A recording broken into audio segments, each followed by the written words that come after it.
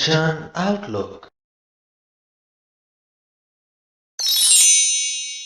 Satnam Shri Waheguru ji. Comment section ਦੇ ਵਿੱਚ Waheguru type ਕਰਕੇ ਫਤਿਹ ਕਬੂਲ ਕਰੋ ਜੀ।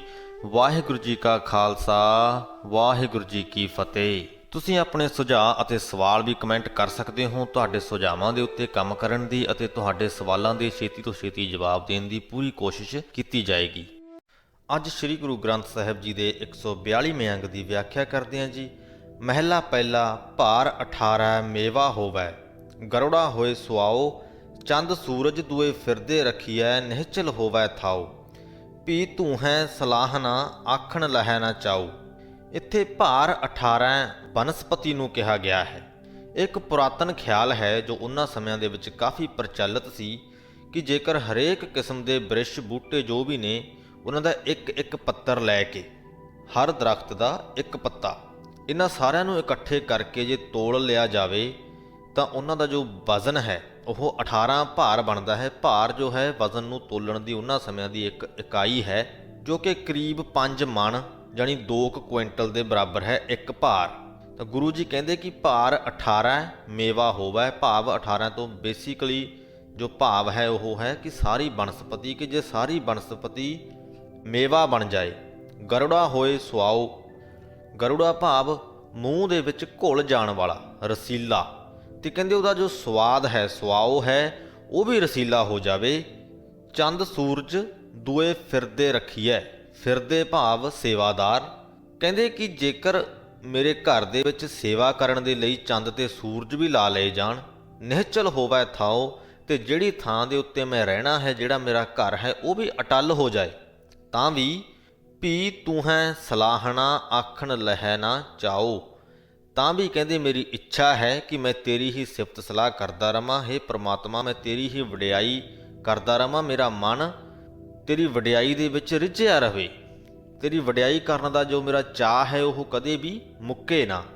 ਤੁਹਾਨੂੰ ਯਾਦ ਹੋਏਗਾ 141ਵੇਂ ਪੰਨੇ ਦੀਆਂ ਆਖਰੀ ਜੋ ਪੰਕਤੀਆਂ ਸਨ ਉਹ ਵੀ ਇਹੀ ਸਨ।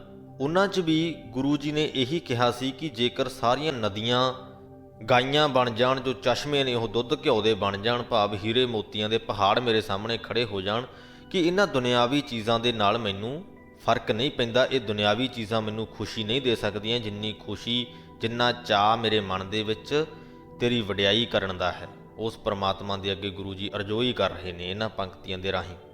ਅੱਗੇ ਕਹਿੰਦੇ ਕਿ ਮਹਿਲਾ ਪਹਿਲਾ, ਜੇ ਦੇਹੈ ਦੁੱਖ ਲਾਈਐ, ਪਾਪ ਗ੍ਰਹਿ ਦੋਏ ਰਾਹੋ, ਰਤ ਪੀਣੇ ਰਾਜੇ ਸਿਰੈ ਉੱਪਰ, ਰਖੀਆਂ ਇਵੇਂ ਜਾਪੈ ਭਾਓ। ਦੇਹੈ ਤੋਂ ਭਾਵ ਦੇਹ, ਸਰੀਰ। ਕਹਿੰਦੇ ਜੇ ਮੇਰੇ ਸਰੀਰ ਨੂੰ ਦੁੱਖ ਲੱਗ ਜਾਏ, ਜੇ ਦੇਹੈ ਦੁੱਖ ਲਾਈਐ, ਪਾਪ ਗ੍ਰਹਿ ਦੋਏ ਰਾਹੋ, ਪਾਪ ਗ੍ਰਹਿ ਰਾਹੂ ਤੇ ਕੇਤੂ ਦੋ ਗ੍ਰਹਿਆਂ ਨੂੰ ਸੰਬੋਧਨ ਕੀਤਾ ਗਿਆ ਹੈ ਇਹਨਾਂ ਪੰਕਤੀਆਂ ਦੇ ਵਿੱਚ, ਕਿਉਂਕਿ ਰਾਹੂ ਤੇ ਕੇਤੂ ਜਿਸ ਤਰ੍ਹਾਂ ਅਸੀਂ ਸਾਰੇ ਜਾਣਦੇ ਹਾਂ ਉਹਨਾਂ ਨੂੰ ਇੱਕ ਬੜੇ ਭਾਗਹੀਨ ਜਾਂ ਪਾਪਾਂ ਵਾਲੇ ਗ੍ਰਹਿ ਮੰਨਿਆ ਜਾਂਦਾ ਹੈ ਕਿ ਜਿਹਦੇ ਨਛੱਤਰਾਂ ਦੇ ਵਿੱਚ ਇਹ ਗ੍ਰਹਿ ਬੈਠ ਜਾਣ ਉਹਦੇ ਨਾਲ ਕੁਝ ਨਾ ਕੁਝ ਮਾੜਾ ਹੁੰਦਾ ਹੈ। ਇਹ ਪ੍ਰਚਲਿਤ ਵਿਚਾਰ ਸੀ, ਅੱਜ ਵੀ ਹੈ। ਤਾਂ ਗੁਰੂ ਜੀ ਕਹਿੰਦੇ ਕਿ ਜੇਕਰ ਇਹ ਮਨਹੂਸ ਤਾਰੇ ਵੀ ਮੇਰੀ ਕਿਸਮਤ ਦੇ ਵਿੱਚ ਬੈਠ ਜਾਣ, ਮੇਰੇ ਤੇ ਲਾਗੂ ਹੋ ਜਾਣ, ਰਤ ਪੀਣੇ ਰਾਜੇ ਸਿਰੈ ਉੱਪਰ ਰੱਖੀਐ, ਕਿ ਜ਼ਾਲਮ ਰਾਜਾ ਮੇਰੇ ਸਿਰ ਦੇ ਉੱਤੇ ਹੋਵੇ, ਇਹ ਮੈਂ ਜਾਪੈ ਭਾਓ। ਤੇ ਜੇ ਤੇਰਾ ਪਿਆਰ ਕਹਿੰਦੇ ਇਸੇ ਤਰ੍ਹਾਂ ਹੀ ਮੈਨੂੰ ਮਿਲਣਾ ਹੈ ਤਾਂ ਮੈਨੂੰ ਇਸ ਤਰ੍ਹਾਂ ਵੀ ਮਨਜ਼ੂਰ ਹੈ। ਪੀ ਤੂੰ ਹੈ ਸਲਾਹਣਾ, ਆਖਣ ਲਹੈ ਨਾ ਚਾਓ। ਕਹਿੰਦੇ ਜੇ ਇਹ ਸਾਰੀਆਂ ਕੁਝ ਤੇਰੇ ਹੁਕਮ ਦੇ ਅਨੁਸਾਰ ਮੇਰੀ ਜ਼ਿੰਦਗੀ ਦੇ ਵਿੱਚ ਹੋਣਾ ਹੈ, ਮੈਨੂੰ ਉਹਦੇ ਨਾਲ ਵੀ ਕੋਈ ਤਕਲੀਫ ਨਹੀਂ ਹੈ। ਮੈਂ ਤੈਨੂੰ ਦਿਲੋਂ ਪਿਆਰ ਕਰਦਾ ਹਾਂ। ਇਹ ਪਰਮਾਤਮਾ, ਤੇਰੇ ਪ੍ਰਤੀ ਮੇਰੇ ਦਿਲ ਦੇ ਵਿੱਚ ਬਹੁਤ ਜ਼ਿਆਦਾ ਪਿਆਰ ਹੈ, ਬਹੁਤ ਜ਼ਿਆਦਾ ਸਤਿਕਾਰ ਹੈ। ਮੈਂ ਤਾਂ ਵੀ ਤੇਰੀ ਹੀ ਵਡਿਆਈ ਕਰਾਂਗਾ, ਤੇ ਤੇਰੀ ਵਡਿਆਈ ਕਰਨ ਦਾ, ਸਿਫਤ ਸਲਾਹ ਕਰਨ ਦਾ ਜੋ ਮੇਰਾ ਚਾਅ ਹੈ ਉਹ ਤਾਂ ਵੀ ਕਦੇ ਨਹੀਂ ਮੁੱਕੇਗਾ। ਮਹਿਲਾ ਪਹਿਲਾ, ਅੱਗੀ ਪਾਲਾ ਕੱਪੜ ਹੋਵੈ, ਖਾਣਾ ਹੋਵੈ ਵਾਓ, ਸੁਰਗੈ ਦੀਆਂ ਮੋਹਣੀਆਂ ਇਸਤਰੀਆਂ, ਹੋਵਣ ਨਾਨਕ ਸਭੋ ਜਾਓ, ਭੀ ਤੁਮੈ ਸਲਾਹਣਾ, ਆਖਣ ਲਹੈ ਨਾ ਚਾਓ। ਅੱਗੀ ਤੋਂ ਭਾਵ ਗਰਮੀ ਤੇ ਪਾਲਾ ਤੋਂ ਭਾਵ ਸਰਦੀ।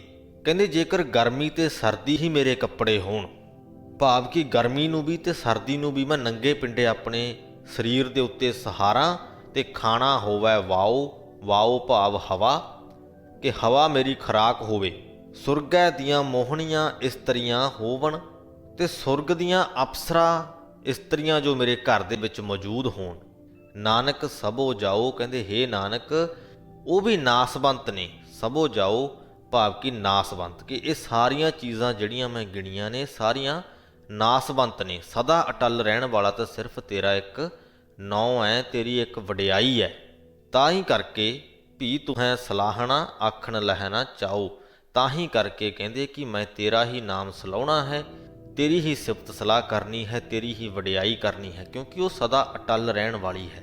ਤੇ ਤੇਰੇ ਅੱਗੇ ਕਹਿੰਦੇ ਮੈਂ ਅਰਦਾਸ ਕਰਦਾ ਹਾਂ ਕਿ ਤੇਰੀ ਵਡਿਆਈ ਕਰਨ ਦਾ ਜੋ ਚਾਅ ਹੈ ਮੇਰੇ ਮਨ ਦੇ ਵਿੱਚੋਂ ਕਦੇ ਵੀ ਮੁੱਕੇ ਨਾ।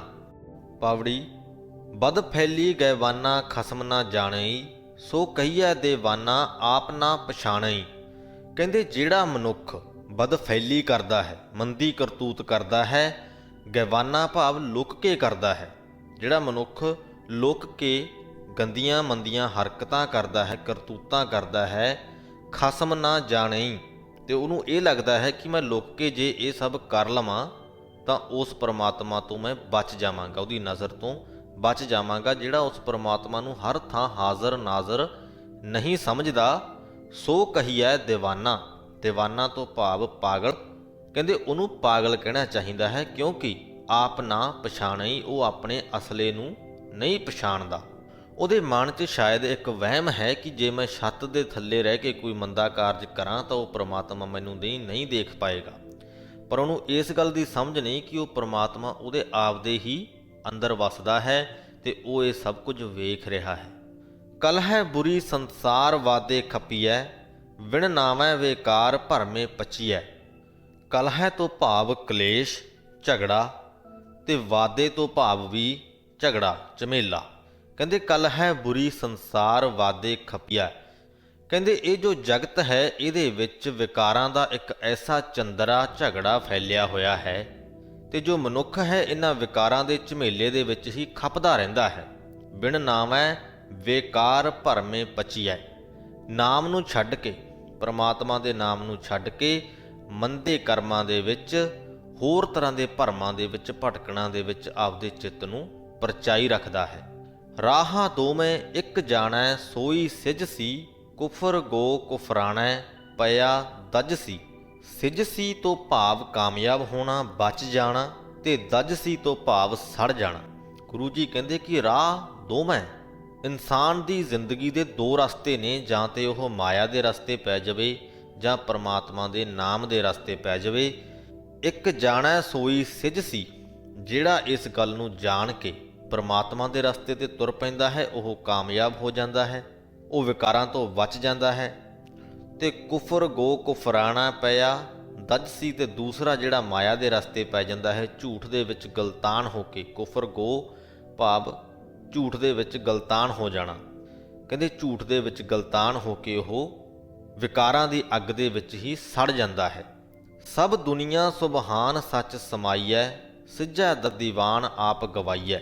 ਜਿਹੜਾ ਮਨੁੱਖ ਸੱਚ ਦੇ ਵਿੱਚ ਸਮਾਇਆ ਹੋਇਆ ਹੈ, ਉਸ ਪਰਮਾਤਮਾ ਦੇ ਵਿੱਚ ਸਮਾਇਆ ਹੋਇਆ ਹੈ, ਉਹਦੇ ਲਈ ਸਭ ਦੁਨੀਆ ਸੁਬਹਾਨ, ਸੁਬਹਾਨ ਭਾਵ ਸੋਹਣੀ, ਉਹਦੇ ਲਈ ਸਾਰਾ ਜਗਤ ਬੜਾ ਸੋਹਣਾ ਹੈ।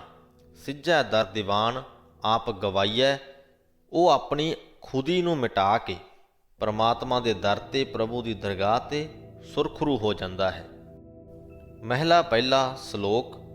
ਸੋ ਜੀਵਿਆ ਜਿਸ ਮਨ ਵਸਿਆ ਸੋਏ, ਨਾਨਕ ਅਵਰ ਨਾ ਜੀਵੈ ਕੋਏ। ਕਹਿੰਦੇ ਅਸਲੀਅਤ ਦੇ ਵਿੱਚ ਉਹ ਮਨੁੱਖ ਜਿਉਂਦਾ ਹੈ, ਸੋ ਜੀਵਿਆ ਜਿਸ ਮਨ ਵਸਿਆ ਸੋਏ, ਜਿਹਦੇ ਮਨ ਦੇ ਵਿੱਚ ਪਰਮਾਤਮਾ ਵਸ ਰਿਹਾ ਹੁੰਦਾ ਹੈ। ਨਾਨਕ ਅਵਰ ਨਾ ਜੀਵੈ ਕੋਏ। ਹੇ ਨਾਨਕ, ਉਸ ਤੋਂ ਬਿਨਾ ਦੂਜੇ ਸਾਰੇ ਮਨੁੱਖ ਆਤਮਕ ਮੌਤੇ ਮਰੇ ਹੋਏ ਨੇ, ਹੋਰ ਕੋਈ ਜਿਉਂਦਾ ਨਹੀਂ ਉਹਦੇ ਤੋਂ ਬਿਨਾ।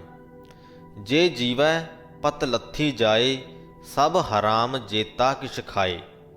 ਜੇਕਰ ਕੋਈ ਨਾਮ ਤੋਂ ਸੱਖਣਾ ਮਨੁੱਖ ਵੇਖਣ ਨੂੰ ਸਾਨੂੰ ਜਿਉਂਦਾ ਦਿਖਦਾ ਵੀ ਹੈ, ਤਾਂ ਵੀ ਕਹਿੰਦੇ ਉਹ ਜਾਣ ਵੇਲੇ ਇੱਥੋਂ ਇੱਜ਼ਤ ਗਵਾ ਕੇ ਹੀ ਜਾਂਦਾ ਹੈ। ਜੋ ਕੁਝ ਵੀ ਇੱਥੇ ਖਾਂਦਾ ਪੀਂਦਾ ਹੈ ਸਭ ਹਰਾਮ ਜੇਤਾ ਕਿਛ ਖਾਏ। ਜੇਤਾ ਕਿਛ ਖਾਏ ਭਾਵ ਜੋ ਕੁਝ ਵੀ ਉਹ ਆਪਦੀ ਜ਼ਿੰਦਗੀ ਦੇ ਵਿੱਚ ਖਾਂਦਾ ਹੈ ਸਭ ਹਰਾਮ, ਉਹ ਸਭ ਹਰਾਮ ਹੀ ਖਾਂਦਾ ਹੈ। ਰਾਜ ਰੰਗ ਮਾਲ ਰੰਗ, ਰੰਗ ਰੱਤਾ ਨੱਚੈ ਨੰਗ। ਜਿਹੜਾ ਮਨੁੱਖ ਰਾਜ ਦੇ ਪਿਆਰ ਦੇ ਵਿੱਚ ਹੈ, ਰਾਜ ਪਾਠ ਸੱਤਾ ਦੇ ਪਿਆਰ ਦੇ ਵਿੱਚ ਹੈ, ਮਾਲ ਦੇ ਪਿਆਰ ਦੇ ਵਿੱਚ ਹੈ, ਰੰਗ ਰੱਤਾ ਨੱਚੈ ਨੰਗ, ਉਹ ਇਹਨਾਂ ਦੁਨਿਆਵੀ ਚੀਜ਼ਾਂ ਦੇ ਮੋਹ ਦੇ ਵਿੱਚ ਫਸਿਆ ਹੋਇਆ ਬੇਸ਼ਰਮ ਹੋ ਕੇ ਨੰਗਾ ਹੋ ਕੇ ਨੱਚਦਾ ਹੈ। ਨਾਨਕ ਠੱਗਿਆ ਮੁੱਠਾ ਜਾਏ, ਬਿਨ ਨਾਵੈ ਪਤ ਗਿਆ ਗਵਾਈ। ਕਹਿੰਦੇ ਹੇ ਨਾਨਕ, ਪ੍ਰਮਾਤਮਾ ਦੇ ਨਾਮ ਤੋਂ ਸੱਖਣਾ ਮਨੁੱਖ ਠੱਗਿਆ ਜਾ ਰਿਹਾ ਹੈ, ਲੁੱਟਿਆ ਜਾ ਰਿਹਾ ਹੈ। ਮੁੱਠਾ ਭਾਵ ਲੁੱਟਿਆ, ਤੇ ਆਪਣੀ ਇੱਜ਼ਤ ਗਵਾ ਕੇ ਇੱਥੋਂ ਜਾਂਦਾ ਹੈ। ਮਹਿਲਾ ਪਹਿਲਾ। ਕਿਆ ਖਾਧੈ ਕਿਆ ਪੈਦਾ ਹੋਏ, ਜਾ ਮਨ ਨਾਹੀ ਸੱਚਾ ਸੋਏ। ਕਿਆ ਮੇਵਾ ਕਿਆ ਘਿਓ ਗੁੜ ਮਿੱਠਾ, ਕਿਆ ਮੈਦਾ ਕਿਆ ਮਾਸ, ਕਿਆ ਕੱਪੜ ਕਿਆ ਸੇਜ ਸੁਖਾਲੀ, ਕੀਜੈ ਭੋਗ ਵਿਲਾਸ। ਕਿਆ ਲਸਕਰ ਕਿਆ ਨੇਬ ਖਵਾਸੀ, ਆਵੈ ਮਹਿਲੀ ਵਾਸ। ਨਾਨਕ ਸੱਚੇ ਨਾਮ ਬਿਨ ਸਭੇ ਟੋਲ ਵਿਨਾਸ਼। ਕਹਿੰਦੇ ਕੀ ਹੋ ਗਿਆ ਜੇ ਦੁਨੀਆ ਦੇ ਸਾਰੇ ਸੋਹਣੇ ਚੰਗੇ ਪਦਾਰਥ ਤੂੰ ਖਾ ਲਏ ਪੀ ਲਏ, ਉਹਨਾਂ ਖਾਦਿਆਂ ਪੀਤਿਆਂ ਦਾ ਕੀ ਫਾਇਦਾ ਹੋਇਆ ਜੇ ਜਿਹਨੇ ਤੈਨੂੰ ਉਹ ਪਦਾਰਥ ਬਖਸ਼ੇ ਨੇ ਉਹੀ ਤੇਰੇ ਮਨ ਦੇ ਵਿੱਚ ਨਹੀਂ ਵਸਿਆ ਹੋਇਆ ਤਾਂ। ਜਾ ਮਨ ਨਾਹੀ ਸੱਚਾ ਸੋਈ। ਕਿਆ ਮੇਵਾ ਕਿਆ ਘਿਓ ਗੁੜ ਮਿੱਠਾ, ਕਿਆ ਮੈਦਾ ਕਿਆ ਮਾਸ। ਕਹਿੰਦੇ ਕੀ ਹੋ ਗਿਆ ਜੇ ਮੇਵੇ ਘਿਓ ਮਿੱਠਾ ਗੁੜ ਮੈਦਾ ਮਾਸ ਆਦਿਕ ਖਾ ਲਿਆ। ਕੀ ਹੋ ਗਿਆ ਜੇ ਸੋਹਣੇ ਕੱਪੜੇ ਪਾ ਲਏ, ਸੋਹਣੀ ਸੁਖਾਲੀ ਸੇਜ ਭੋਗ ਲਈ, ਭੋਗ ਵਿਲਾਸ ਕਰ ਲਏ, ਮੌਜਾਂ ਮਾਣ ਲਈਆਂ। ਕੀ ਹੋ ਗਿਆ ਜੇ ਤੇਰੇ ਕੋਲੇ ਫੌਜਾਂ ਨੇ, ਲਸਕਰ ਹੈ, ਤੂੰ ਫੇਰ ਕੀ ਬਣ ਗਿਆ ਜੇ ਤੇਰੇ ਕੋਲੇ ਨੇਬ ਖਵਾਸੀ ਨੇ। ਨੇਬ ਤੋਂ ਭਾਵ ਚੋਬਦਾਰ ਹਥਿਆਰ, ਖਵਾਸੀ ਤੋਂ ਭਾਵ ਚੌਰੀ ਬਰਦਾਰ, ਭਾਵ ਸੇਵਾਦਾਰੀ ਨੌਕਰੀ। ਕਹਿੰਦੇ ਕੀ ਹੋ ਗਿਆ ਜੇ ਤੇਰੇ ਕੋਲ ਇੱਕ ਸੋਹਣੀ ਨੌਕਰੀ ਹੈ, ਉਹਦੇ ਕਰਕੇ ਤੈਨੂੰ ਮਹਿਲਾਂ ਦੇ ਵਿੱਚ ਵਸਣਾ ਨਸੀਬ ਹੋ ਗਿਆ। ਇਹ ਸਾਰਾ ਕੁਝ ਜੋ ਹੈ ਨਾਸਵੰਤ ਹੈ। ਨਾਨਕ ਸੱਚੇ ਨਾਮ ਬਿਨ ਸਭੇ ਟੋਲ ਵਿਨਾਸ਼। ਟੋਲ ਤੋਂ ਭਾਵ ਪਦਾਰਥ।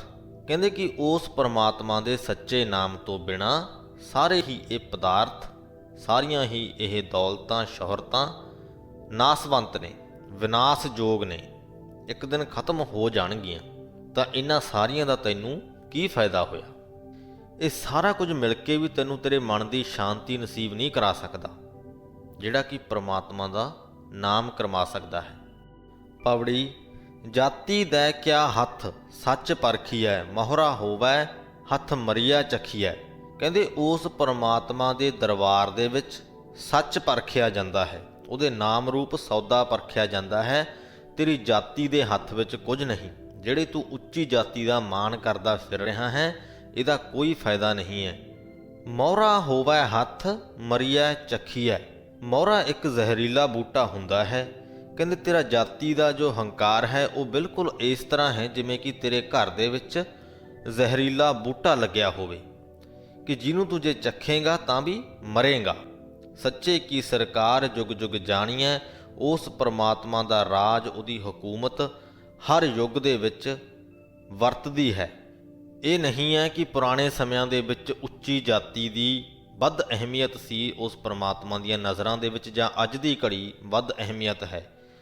ਉਸ ਪਰਮਾਤਮਾ ਦਾ ਜੋ ਨਿਆਂ ਹੈ ਉਹ ਸਦਾ ਸਦਾ ਤੋਂ ਇੱਕੋ ਹੀ ਰਿਹਾ ਹੈ। ਉਹਦੀਆਂ ਨਜ਼ਰਾਂ ਦੇ ਵਿੱਚ ਸਾਰੇ ਮਨੁੱਖ ਬਰਾਬਰ ਨੇ। ਹੁਕਮ ਮੰਨੇ ਸਿਰਦਾਰ ਦਰ ਦੀਵਾਨੀਐ, ਫੁਰਮਾਨੀ ਹੈ ਕਾਰ ਖਸਮ ਪਠਾਇਆ, ਤਬਲਬਾਜ ਵਿਚਾਰ ਸ਼ਬਦ ਸੁਣਾਇਆ। ਜੋ ਹੁਕਮ ਮੰਨਦਾ ਹੈ ਉਸ ਪਰਮਾਤਮਾ ਦਾ ਉਹ ਸਰਦਾਰ ਕਹਾਉਂਦਾ ਹੈ। ਸਰਦਾਰ ਤੋਂ ਭਾਵ ਉਹ ਨਹੀਂ ਜੋ ਅਸੀਂ ਅੱਜ ਕੱਲ੍ਹ ਸਮਝਦੇ ਹਾਂ ਕਿ ਜੋ ਇਨਸਾਨ ਪੱਗ ਬੰਨ੍ਹਦਾ ਹੈ ਉਹਨੂੰ ਅਸੀਂ ਸਰਦਾਰ ਆਖਦੇ ਹਾਂ। ਇੱਥੇ ਸਰਦਾਰ ਤੋਂ ਭਾਵ ਹੈ ਫੌਜ ਦਾ ਮੁਖੀ। ਕਹਿੰਦੇ ਕਿ ਜੋ ਉਸ ਪਰਮਾਤਮਾ ਦਾ ਹੁਕਮ ਮੰਨਦਾ ਹੈ ਉਹਦੀ ਦਰਗਾਹ ਦੇ ਵਿੱਚ ਉਹ ਫੌਜ ਦਾ ਮੁਖੀ ਮੰਨਿਆ ਜਾਂਦਾ ਹੈ, ਸਰਦਾਰ ਮੰਨਿਆ ਜਾਂਦਾ ਹੈ। ਉਹਦੀ ਇੱਕ ਅਲੱਗ ਇੱਜ਼ਤ ਹੁੰਦੀ ਹੈ। ਖਸਮ ਪਠਾਇਆ ਭਾਵ ਉਸ ਖਸਮ ਪਰਮਾਤਮਾ ਨੇ ਭੇਜਿਆ। ਫੁਰਮਾਨੀ ਹੈ ਕਾਰ, ਆਪਣੇ ਹੁਕਮ ਮੰਨਣ ਦਾ ਕਾਰਜ ਇੱਕ ਫਰਮਾਨ ਦੇ ਰੂਪ ਦੇ ਵਿੱਚ ਇਨਸਾਨ ਨੂੰ ਦੇ ਕੇ ਉਹਨੇ ਜਗਤ ਦੇ ਵਿੱਚ ਭੇਜਿਆ ਹੈ। ਤਬਲਬਾਜ ਤੋਂ ਭਾਵ ਨਗਾਰਚੀ ਗੁਰੂ।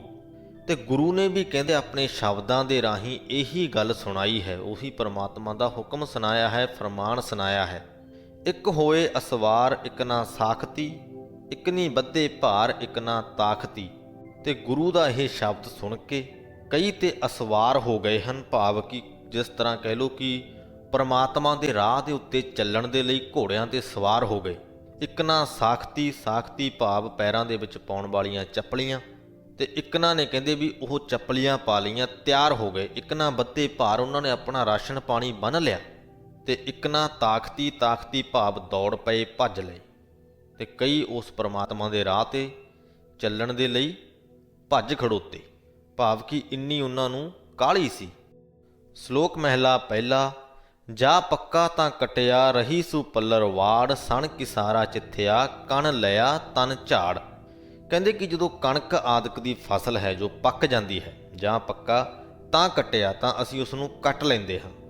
ਰਹੀ ਸੂ ਪੱਲਰ ਵਾੜ, ਪੱਲਰ ਭਾਵ ਪਰਾਲੀ ਜੋ ਨਾੜ ਪਿੱਛੇ ਬਚ ਜਾਂਦਾ ਹੈ, ਤੇ ਜਾਂ ਫਿਰ ਖੇਤ ਦੀ ਵਾੜ ਜੋ ਪਿੱਛੇ ਬਚ ਜਾਂਦੀ ਹੈ, ਕਿ ਜਦੋਂ ਅਸੀਂ ਕਣਕ ਦੀ ਫਸਲ ਨੂੰ ਕੱਟ ਲੈਂਦੇ ਹਾਂ, ਜਦੋਂ ਕਣਕ ਦੀ ਫਸਲ ਪੱਕ ਜਾਂਦੀ ਹੈ ਅਸੀਂ ਕੱਟ ਲੈਂਦੇ ਹਾਂ, ਤੇ ਪਿੱਛੇ ਖੇਤ ਦੇ ਵਿੱਚ ਜਾਂ ਤੇ ਨਾੜ ਬਚ ਜਾਂਦਾ ਹੈ ਜਾਂ ਵਾੜ ਬਚ ਜਾਂਦੀ ਹੈ। ਸਣ ਕਿਸਾਰਾ ਚਿੱਥਿਆ, ਸਣ ਤੋਂ ਭਾਵ ਸਣੇ ਸਮੇਤ, ਕਿਸਾਰਾ ਤੋਂ ਭਾਵ ਬੱਲੀਆਂ, ਤੇ ਚਿੱਥਿਆ ਤੋਂ ਭਾਵ ਲਤੜਿਆ।